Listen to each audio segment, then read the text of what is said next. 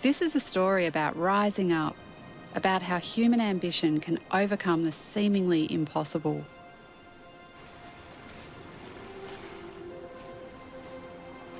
Reminding us that anything is possible.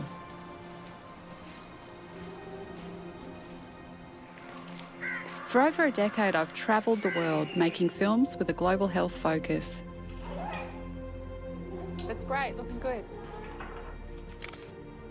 Imagine the most important woman in your life, how much she means to you. Now imagine her dying from a cancer that is totally preventable. There's a global movement underway to end cervical cancer, a disease that in the United States of America takes the lives of approximately 4,000 women each year. Together, we're going to discover some of the incredible work taking place in the USA today and what can be learned from the rest of the world. This matters to me because when we lose a woman to a preventable cancer, that loss impacts all of us.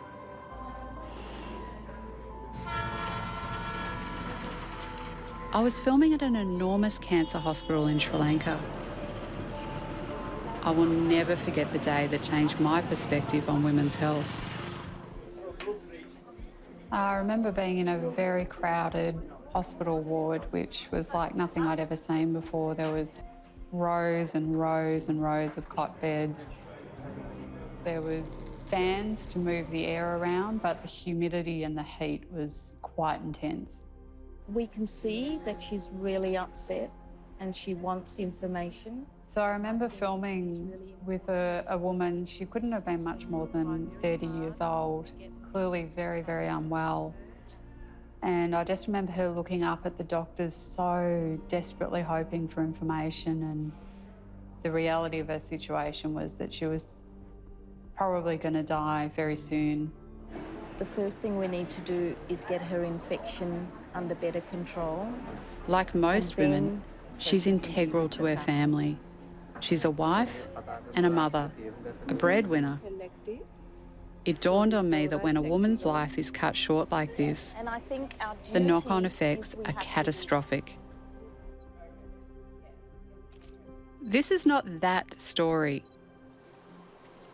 Believe it or not, this is a positive cancer story. In fact, it's the most extraordinary health story of our time. It's the story of conquering cervical cancer.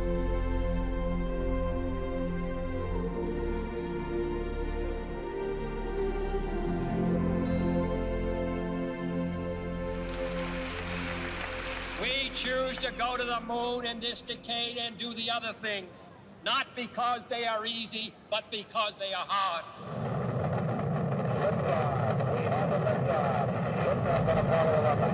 A moonshot is an ambitious, groundbreaking effort with unforeseeable outcomes. It sets out to achieve something that is generally believed to be impossible. That's one small step for man, one giant leap for mankind.